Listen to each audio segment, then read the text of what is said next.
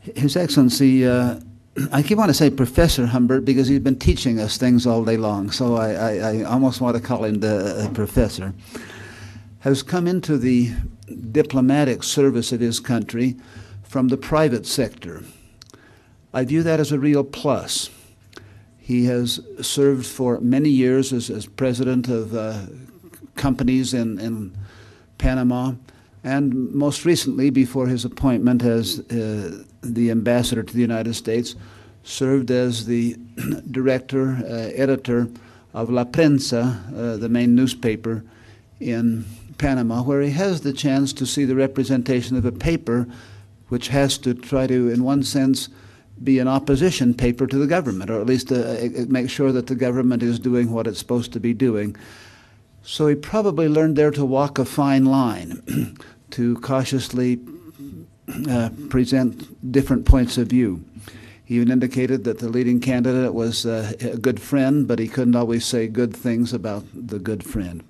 Coupled with that, and finally to end my introduction, he's also had a very spiritual preparation. He attended Notre Dame University in this country and received that excellent type of spiritual education that prepares him to serve here in the United States as he is serving very well, where he served for the last 2.5 years in Washington, D.C. Father of 4 children, and his wife, Daphne, is accompanying with us today. His Excellency, Fedrico Humbert.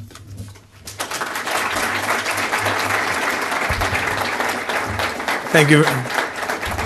Thank you very much. You know, I'm honored to be here. I'm glad Professor Lyon is the one who said the Notre Dame line, so he would get the tomatoes. But 20-some years ago, I opened the paper this morning, the Tribune in Salt Lake City, and they were making memories of a famous basketball game that Notre Dame played with BYU, and Danny Ainge went down the court and got that last basket. And I was reading that and I said, God, how many times can they keep on repeating the same story? I was there. I was there for that game during my spring break. Thank you for ruining it. But it was great experience, great opportunity, and ever since, you know, when I was invited to speak at BYU, I said, God, should I tell them or not that I come from Notre Dame? But I have a son that's a freshman at Notre Dame, but after seeing the beautiful weather, and I just heard it's like this year around here, I'm going to tell him to transfer to BYU. First of all, let me thank you, for the opportunity, also for the facelift, in this document. And I see Panama-U.S. relations. I'm a political appointee. I'm not a career diplomat, which has given me the opportunity to probably serve my country with a different mentality than had I been a political. I'm a career diplomat. I have always been a businessman. As Professor Lyon said, I was in the media business before, which was also a great opportunity and probably prepared me, to see, life on the other side of the fence. I'm an avid believer in freedom of speech. I'm an avid believer in the need of media and free and open media. That doesn't mean I don't wake up sometimes in the morning and I see what's in the paper and I hate those guy journalists, even though I feel as if I am one of them. I'm going to try to make this brief. Diego always tells me, don't get off the script. But maybe, during this presentation, we'll have the opportunity to break out of here and try to go to other issues. But first, let me thank you for the opportunity to being here today, at the David Kennedy Center for Studies at BYU. It's particularly special, for a former ambassador to come to a university where you have a motto, the world is our campus, and probably just learning so many of you had been in Latin America, speak a different language. It really shows that the world is your campus. When people think of Panama, most of the time everybody thinks about the Panama Canal. Of course, that's the first thing that comes to mind. It is my hope that after today's discussion, you give me the opportunity to show you all the other facets and all the other opportunities and all the other things that my Bavarian country has got to offer. Later on, I will look at the Panama Canal Expansion Project, try to explain some of it. This is probably the largest and most important undertaking of infrastructure that the hemisphere has had in its history. It's a $5.25 billion project, which later on, as I said, I'm going to explain a little further about it. But to talk about Panama first, I have to say that we are one of the most stable nations in our hemisphere politically, economically, and in terms of security, and those who have been there know so. We have a strong commitment to democracy and democratic institutions. And by democracy, we understand more simply than the electoral process that, that brings presidents to the presidential palace. We believe in social and economic and political democracy as well as we believe in an important rule of law in our systems. Our economy is diversified and globally competitive, and having the US dollar as our legal tender, those of you who have been there, there was no exchange of currency, allows to have the lowest inflation rate in the hemisphere. Panama's economy is quite unique in our region, where Central America's, our neighbors, are mostly, their economies are centered in agriculture and textiles. 75% of Panama's GDP is derived from services. By services, we understand an economic activity that does not result in ownership, and which is what differentiates us, from the other economies in the region. Panamanian services includes finance, insurance, the canal, and port activities, and the re-exportation of goods, among many others. Yet it is important to understand that Panama economy is similar to a conglomerate. Many things spin around our geographic position and the canal. The Panama Canal is the core element of our multifaceted economy. The prosperity of our services industry is directly linked to the success of the Panama Canal. Our mother port system, for instance, is a perfect complement for the canal and handles over 3 million TEUs per year. For those of you who are not PhDs in maritime, TEU stands for a 20-foot container. So just for you get an idea of how much cargo we handle through our ports. This does not count the cargo that goes through the canal, but it's not unloaded in our ports in Panama. Just as an example, let's take a look at MIT, which is Manzanillo International Terminal. It's a port facility operated by Stevedoring Services of America, which is the busiest and most efficient port in Latin America. The future is bright for Panama's booming port industry.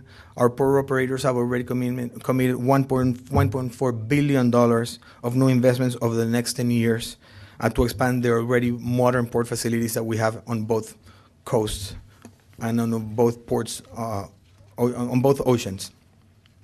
As a matter of fact, just a few days ago, Singapore Ports Authority gained the rights to operate the Rodman Port Facility, which was a marine base from the U.S. military during their years the United States occupied the Panama Canal. And they will invest $100 million to create a capacity for 450,000 additional TEUs of cargo.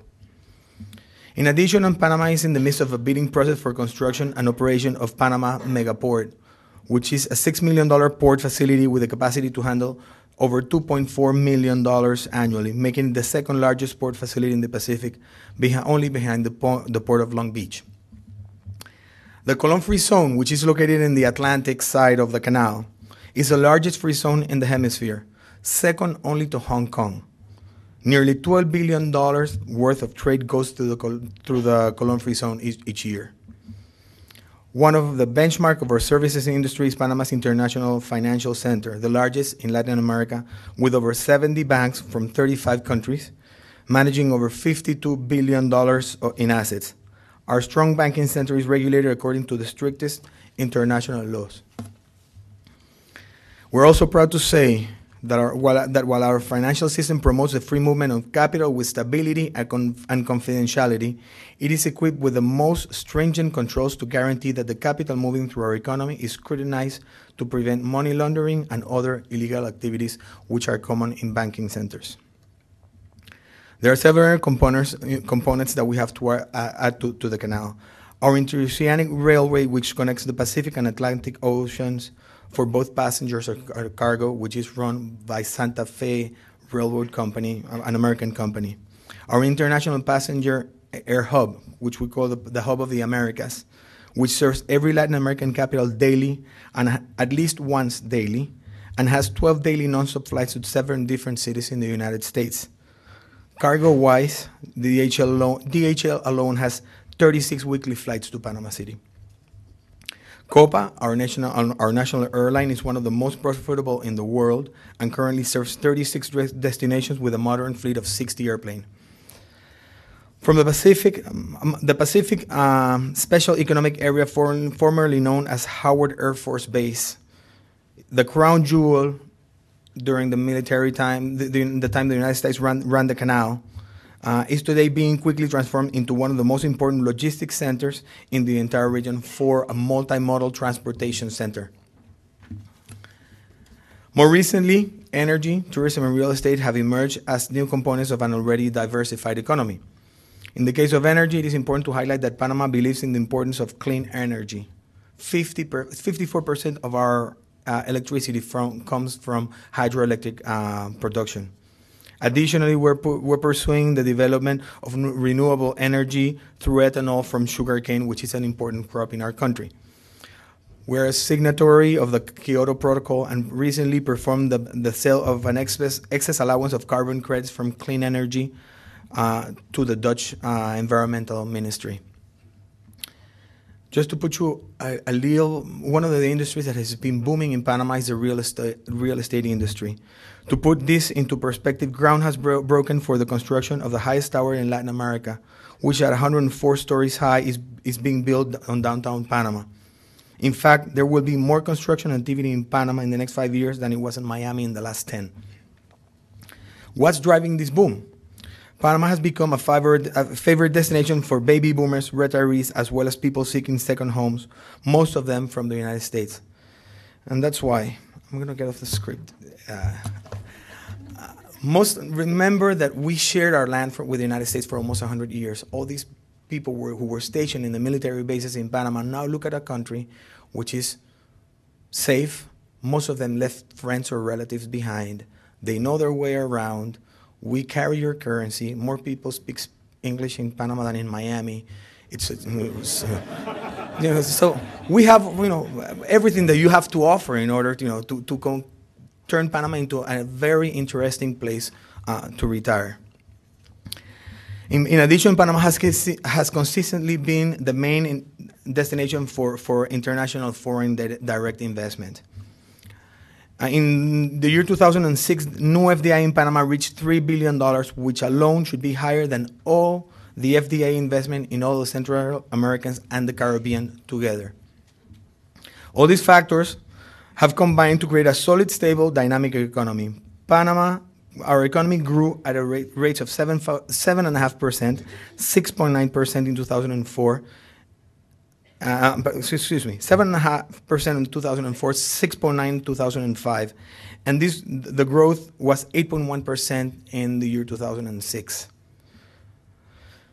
Let's give me a little time to tell you a little more about the impact that the Panama Canal expansion is going to take on our country. For those unfamiliar with how the canal presently works, it connects the Atlantic and Pacific Oceans through a system of lakes and locks, where the locks function as water lifts, which use water and gravity to raise and lower vessels to cross across the isthmus.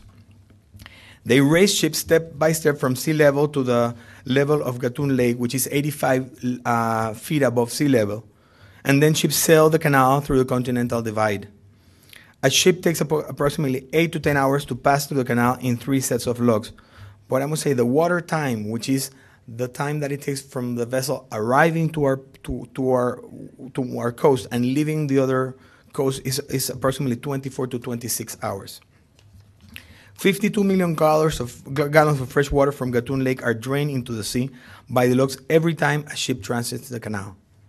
The Panama Canal was administered, managed, and operated by the United States from 1914 to December 31st, 1999, which after the Panama Canal treaties, full control of the waterway was handed over to Panama. Today, the canal is being operated in a more efficient, more profitable, more dependable, and in a safer way than ever. In 2006, the canal saw the fewest accidents in its 83 years, with only 10 minor accidents in almost 14,000 transits through the canal. This is a remarkable accomplishment when you consider that a Panamax vessel, which is the largest vessel that can fit through our locks, only has a clearance of 6 inches on each side of the locks. Canal water time, which is the time it takes for the ship to cross the canal, including waiting time, decreased by 20% in the last 6 years. Today, it takes between 24 and 24 hours, as I said, to cross the canal. This is the most astonishing number that I'm going to present today. In 6 years, under Panamanian administration, the canal has contributed more to our treasury than in the 87 previous years combined. If we average out yearly, the canal was contributing $21.5 million a year to the Panamanian treasury under U.S. administration. In the last 6 years, the average has been $325 million per year, and last year was over $600 million. As I said, about 14,000 vessels transit the canal each year, and commercial transportation activities to the canal represent approximately 5% of world trade goes through the canal, and 15% of U.S. trade goes through the Panama Canal. From the 14,000 vessels that cross the canal, approximately 70% either go or come from a U.S. port. It operates 24/7, 365 days a year, servicing vessels and nations of all nations without discrimination, and has a labor force of approximately 9,000 employees. I think it's important for me to stop a second to talk about this part, servicing vessels of all nations without discrimination. The Panama Canal Treaty has a neutrality clause on it that later on I'm going to explain how Panama has followed that policy in its foreign policy or in international policy. As I said, the top canal user is by far the United States. As I said, 69% of the cargo that crosses the canal either go or come from a U.S. port. In 2006, the canal operations accounted for about 6% of Panama's GDP. Nevertheless, the canal is nearing its maximum capacity. The changing realities of global maritime trade, fueled by the accelerated increase in Asian trade and activity, have left the canal hard-pressed to accommodate a rapidly growing demand, as well as new generation of post-Panamax ships that are now being built. Originally, the Panama Canal was supposed to run up to capacity in the year 2025, but with the expansion of the Asian market and the demand in the east coast of the United States, it's the year 2012 that we're going to run up to capacity. So we have embarked in the project of expanding the canal much faster than we were originally planning to do.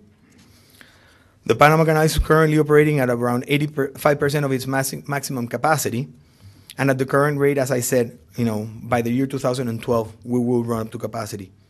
These factors led the Panama Canal Authority, which is the authority in charge of the administration, operation, and maintenance of the canal, to develop a proposal for the expansion of the Panama Canal. I think it would be better for us to show you a brief video of what the expansion of the canal brings for you to better understand the presentation. Compliance with the Torrijos-Carter Treaty of 1977, the Panama Canal was transferred to the Panamanian people on December 31st, 1999, as a culmination of decades of struggle to recover full sovereignty over our resources. Since then, Panama and the Panama Canal Authority, an autonomous state-owned entity, have proven to the world that Panamanians have the management ability, creativity, and capacity to run a critical artery in one of the world's most important commercial routes. Today, the canal is safer, more efficient, and more reliable, and it serves more trade than ever. Since its construction, the waterway has been modernized. As a matter of fact, critical infrastructure, such as equipment and machinery, has been replaced using the most sophisticated technology.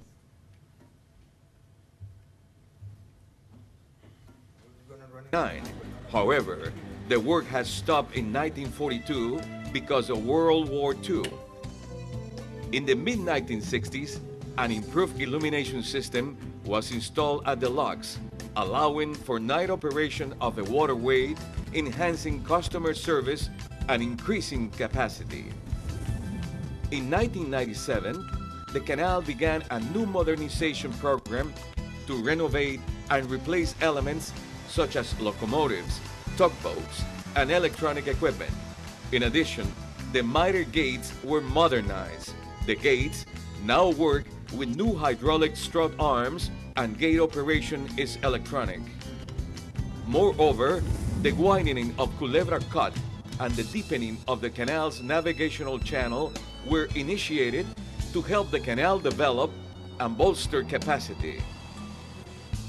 However, given the popularity of the canal and increased demand, the canal will reach maximum capacity in the next few years. When it does, the route will cease to grow and Panamanians will miss the opportunity to acquire significant benefits. The reality is that international commerce is growing at an unprecedented rate. As a result, a greater volume of cargo is transiting the waterway nowadays. Trade flow will continue to grow during the next 20 years, and it is expected that the volume of traffic through the canal will double during this period, which presents challenges and opportunities for the country. In addition, the canal faces competition with the U.S. intermodal system and the Suez Canal, among others. Aware of this, the ACP presents its proposal to double the canal's capacity by constructing a third set of locks. To formulate this proposal, more than 120 studies were conducted in various fields, such as marketing, demand, capacity, environment, engineering, finance, social aspects, and the canal's impact on the national economy. Over the past 6 years, more than 300 Panamanian professionals have worked with national and international experts in this complex project. One of the most important results of the studies is a proposal to expand the canal with the construction of a third set of locks, also referred to as an additional lane. Expansion will double capacity, accommodating increasing demand, and will allow wider ships to transit the canal. The project proposes the construction of 2 new lock complexes, one on the Atlantic near Gatun Locks and another on the Pacific near Miraflores Locks. Both are the sites of the original third set of locks project begun in 1939. Expansion will not interrupt the existing canal operations. The new locks will be 427 meters long, the equivalent of 3 soccer fields, and 55 meters wide, the equivalent of 6 basketball courts. With the new lane, the canal will nearly double cargo volume capacity and expedite transit of vessels that today have to wait to transit from either entrance of the canal. As mentioned, with expansion, the canal would gain flexibility and allow different types of cargo and larger ships compared to those which currently use the waterway, generating greater benefits for our country and for our customers. The third set of locks would not need new dams or require relocating communities. In addition, the project is ecologically viable and environmentally friendly. Expansion would use proven technology in an efficient, cost-effective, and successful manner. The locks would work with fresh water by gravity, just as the canal's current locks function today. Each lock would have a water-saving basin system that would allow millions of gallons of water to be reused during each transit, saving this precious resource and commodity. Unlike the current locks, the new lock gates will be rolling gates, not miter gates. These would allow for on-site maintenance and gains in operational efficiency. In addition, tugboats will replace locomotives to position vessels in the lock chambers. The project's cost is $5.25 billion. The third set of logs project would be self-financed. The funds will come from increased tolls that the canal charges for its services. To cover peak periods of construction, there might be a need for temporary external financing, which would be paid back from toll revenue. The Panamanian government would neither guarantee nor endorse the financing of the project. An expanded canal will benefit the people of Panama and world trade. The expansion will help maximize Panama's strategic geographic location, enabling it to become an international maritime hub at the center of global trade. These will come from the development of ports, related industries, the expansion of logistical services, communications, banking, and financial services, and the educational and training opportunities that will emerge as a response to the new opportunities and challenges. Expansion will increase capacity at one of the world's critical trade arteries, allow the vital all-water route to continue to grow. Expansion will create more efficient service at the canal, which would tighten the global supply chain and help goods get to market faster, saving time and money for both producers and customers. The initial economic impact of the project would occur between 2007 and 2014. During this period, 40,000 direct and indirect jobs would be created. The project will enhance Panama's export capacity and promote the development of the agriculture industry as well as re-exportation and manufacturing. The revenues that Panama would receive from an expanded canal will rise significantly. These will help fund some of the national plans to eradicate poverty and elevate the quality of life of all Panamanians. Thanks to the contribution of several generations that made the consolidation of our sovereignty possible, the canal expansion provides us with the opportunity to take a big step toward the transformation of Panama into a country that will remain competitive and capable of generating investments for the welfare and quality of life of its people for decades to come. We will continue to proudly promote the fact that Panama is an efficient administrator of this marvelous feat of engineering and a reliable partner in world trade.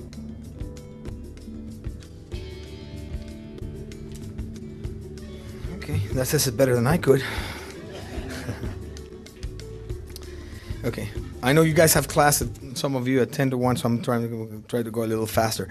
Okay, so after being presented to the Panamanian government in April and passing an unanimous through our National Assembly in June, the proposal was put forward to the Panamanian people. Our constitution demanded that the question of the expansion be put to a national referendum where Panamanians voted almost 80% in favor of it. Though the expansion of the canal would be perhaps the most ambitious project in our nation's history, it is but a component of the broader national development strategy that we have as a government.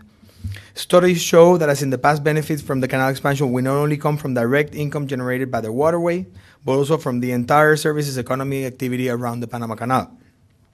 It is estimated that the canal expansion will allow the canal economic system exports to be tripled by the year 2025. Additionally, the canal expansion will stimulate a 40% increase in the rest of the conglomerate investments, which will rise to $1.1 billion per year by the year 2025. Additional studies related to the proposed expansion indicate that annual economic growth in the case of an expanded canal would average about 1.2% of our GDP yearly. The impacts of an expanded canal will, of course, stretch far beyond our borders. This project is crucial for all the world trading nation and an ever-growing international trading system. An expanded canal will be able to handle a greater percentage of world trade and improving its position as a facilitator of trade, which is such an important issue on the world economy right now. Our country is well aware that its geographic position is its most prized resource. This geographic position has dictated the course of our history. Over 100 years ago, it led to the construction of the Panama Canal. Today, it has helped make Panama one of the most important centers of global maritime trade in the world. We have taken an extensive look at Panama's economic role, both locally and internationally. But where does Panama figure in the world of politics for those of you who are international politics students? Panama's role in the hemisphere is that of a mediator. As our world grows increasingly polarized, and you all know so, we have attempted to use our neutrality and independence to promote dialogue and cooperation. Indeed, neutrality is very much a part of who we are since the 1977 Panama Canal Torrijos-Carter treaties. Today, we have tried to apply this principle to our foreign policy, as I said before. Panama is respected for its independence, not its complacency. Perhaps, as a result, Panama was elected last November to represent the 35 Latin American and Caribbean nations in the United Nations Security Council. Panama received 164 votes of the 192-member UN General Assembly, well over the 120 needed to win for the 10 non-permanent seats at the Security Council. Panama's emergence as a consensus candidate broke the third largest battle for a seat, which will happen between Venezuela and Guatemala, some of you may recall, on the Security Council in UN history. We have been honored by this great responsibility, which puts us at the forefront of global affairs, and look forward to promote the interests of Latin America and the Caribbean in a spirit of cooperation. Panama has been given a great opportunity in the most important stages, and it is our intent to prove that we are worthy of this trust. In our foreign policy, our greatest assets are our responsibility and impartiality. These are the assets which have made us regional leaders. Although it seems to be everything appears to be going well from everything that I've presented here, we must not lose sight of the fact that we still have many challenges ahead of us in our country and in our hemisphere. It is unacceptable for us to have 40% of the entire population of Latin America still live under poverty levels. We need to target social challenges from all fronts. On one side, continue fighting against poverty and unemployment, and on the other, investing in education and healthcare in order to have the tools to empowerize all of our citizens. The 21st century will indeed be a defining one, full of opportunities but full of challenges as well. Economic growth is desirable and welcome, but it cannot be divorced from social progress. In the meantime, I encourage you to continue pursuing the path of excellence with the broad and international perspective that BYU has provided for you. I have no doubt that when you apply your faith, intellect, and character, you will become more than world missionaries. You will become world visionaries. Thank you very much. I hope to see you all tomorrow at 7:30 here and during the game to have the second part of the speech.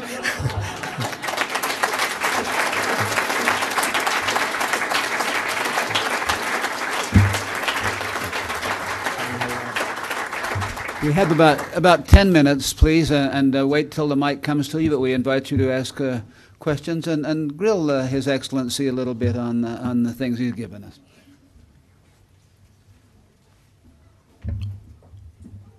What is the influence of the People's Republic of China in Panama commercially and politically? I think that's a question that I've had to address about 1,000 times over at the Hill in Washington. And first, we must understand that Panama does not have diplomatic relations with PRC, with the People's Republic of China. Panama holds diplomatic relations with Taiwan. We do have a commercial representation from the People's Republic of China in Panama. We cannot lose sight that the People's Republic of China, although it's a far second largest user, it is the second largest user behind the United States of the Panama Canal. But what I think would answer most of your concern is Panama holds diplomatic relations, and we respect our relationship with Taiwan as they are right now. We don't have a diplomatic relationship with People's Republic of China, but they still maintain a commercial ties like they maintain with most countries of the world.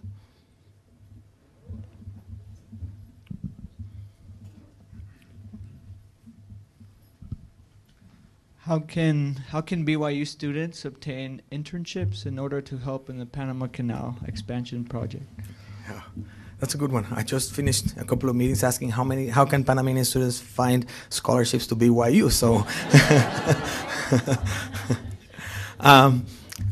I think it would be a great opportunity for BYU students who would be interested in participating in the project. This is a project that has many facets, even though it's being handled as a private bidding process. Still, we have many opportunities in the canal. I am sure that we could look into those. If there's an interest from any student here, your service in Panama has been great. So I'm sure that your service in the commercial part of Panama would also be welcome. Diego can, please take any interest from any of you and try to see if we can try to help you pursue it. Yes.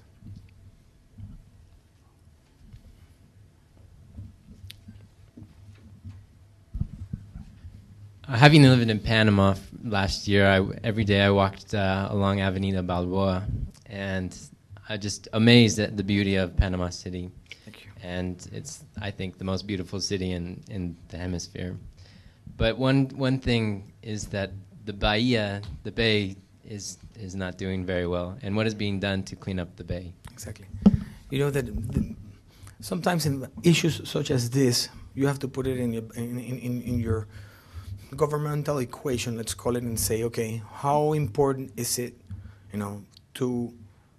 what is more important, the investment we have to do on cleaning the bay, or the investment that we have to put forward on education and healthcare for the neediest. Luckily, we have had a project that we've been talking about for years, but we've already started. The project of cleaning our bay, it's not only the part of cleaning the bay, but also it's all the sewage system that has to be done. We started last year the project of rebuilding most of the sewage system in the country. So in the latter stage of the project, we will do the water treatment and the cleaning of the bay project. But first of all, you can't start at the end of the problem, which is what's happening with the bay. You have to start where the problem really starts, which is with the sewage system. We hope that in the next 4 years we will have the project so advanced as to not to be concerned about the health problems that the Bahia would have had if we had not invested in this project. So we're looking at that not only from the touristic, but also from the health issue that is behind it. Our great representative from Panama. The UN regional headquarters has just been established in Panama. Yes. What are your thoughts on the presence of this in Panama with international relations? Thank you. We're honored. It's not only the UN. Every day we're seeing more organizations from the public service or NGOs, as well as from the private sector, moving into Panama. As I said, we can provide the infrastructure for these type of organizations to move their venues into Panama, because as I said before, we're a services-oriented economy, and these institutions are avid mostly for services to be offered to them. We have the Ciudad del Saber, which was Clayton Air Force. No, Clayton was an Army base. Clayton Army base in the past. Clayton has turned into the Ciudad del Saber, which we have opened to regional offices from all these UNICEF. In fact, President Bush's daughter is working at UNICEF in Panama, whose regional headquarters are at the Ciudad del Saber. So the bases that we received in 6-7 years ago, some of them are turned into tourism.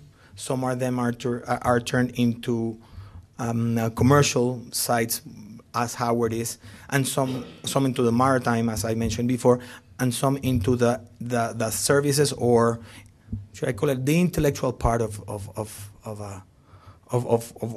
the system. So we're looking forward to more as such. But I must tell you, we are putting forward not only our interest to bring offices from non-profit organizations, but also from the private sector. Right now, we're working with a very, very big company who's thinking about moving their headquarters from the southern United States into Panama, mainly because they need visas to have trainees from all of Latin America, and they're very hard with the new hardship that is being found and understand it, regarding who's giving a visa to come into the United States. So those issues are also being addressed, and we're looking forward to serve as hub also for private sector or commercial headquarters. You mentioned the development of ethanol, and in President Bush's State of Union address, he mentioned also the U.S. interest in the development of this technology as a substitute for gas. Last week, he was visiting Brazil, which is one of the pioneers on this technology. And I would like to know what is your opinion in Panama's view on the development of ethanol as a substitute for gas. As you all know, production of ethanol from sugarcane is so much more efficient than from corn. I think the world has got to go towards alternative fuels, one of them being ethanol. We have wonderful grounds or fertile grounds for the growth of sugarcane in Panama. During our last, on our trade agreement, which we just finished with, working with USTR, ethanol is going to be exempted from all tax. Ethanol produced in Panama would be exempted from all tax, import tax here into the United States.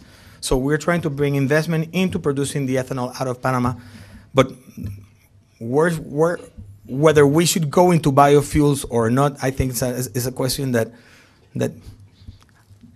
the weather in Provo this time of the year tells you that we have to do something with our environment. We have to take care of it. Remember, God forgives all the time. Humans, we forgive once in a while. Mother Nature never forgives, and I think we have a commitment to that, and I think that is very important that we pursue it. Yes, please. It mentioned in the video that the expansion of the canal would increase the revenue, and that one of the goals with that was to kind of help the poverty situation. How do they plan on distributing that money to the poor? Well, just to give you one example. For the first time in the history of our country, our government passed on a law which directly links a percentage of the canal revenues that to be invested, well, forces for us to invest in education. I think the most important thing that we should strive at the first stages of the Panama Canal expansion is we not only have to prepare our people to run this canal or even to build it, but also we pass it on, to that 40% who lives under poverty levels. And the most important way, the best way to do that is through education. Right now we have a law, as I said, that a percentage of the canal tolls go directly to education investment. In the long run, it's going to be education and health, but right now we're trying to focus mostly on education. Yes?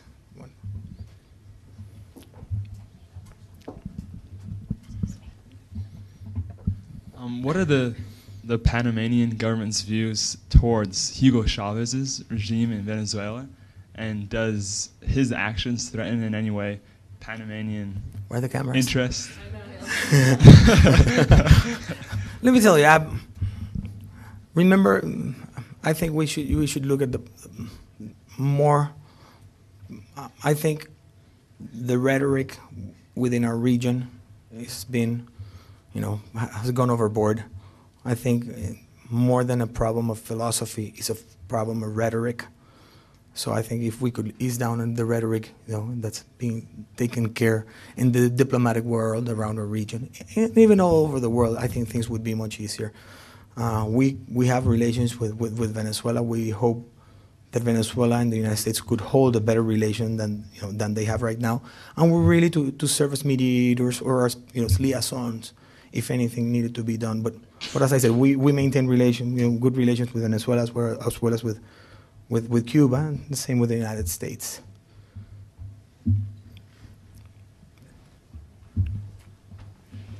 This will be the final question. Okay. What do you think about the growth and expansion of the LDS Church in Panama? Because you know there's a temple being built right now, thanks to the efforts of all the missionaries. Depending. You know that. Well, I just finished an opportunity to meet with President Hinckley a couple of hours ago, and I asked him if he was going to be in Panama for the inauguration of the temple, and his response was, "Well, you know, I'm pretty old. I'm going to be 97, and you know, I don't know if I'll be around for that." And I said, "President Hinckley, I understand you've been saying that for a couple of years." So I think it's a great opportunity. Remember, one of the reasons why I'm here was mainly because I established a very good relationship with people from the church in Washington. Ann Santini, a dear friend, opened many doors for us, and it came out of a very casual conversation. And I told her, you know, that I liked so much the TV ads that the church has. I thought they sent a message. It was so down to earth, so very basic. Children could understand it as well as adults. And from that, the relationship started building. I think it would be a great asset, you know, to our community. Not only because it shows the openness that our country has, you know, to different faith, but the faith issue and the nobleness of the faith that it brings to our community. So I'm really looking forward to that, and I hope to be there with President Hinckley next year.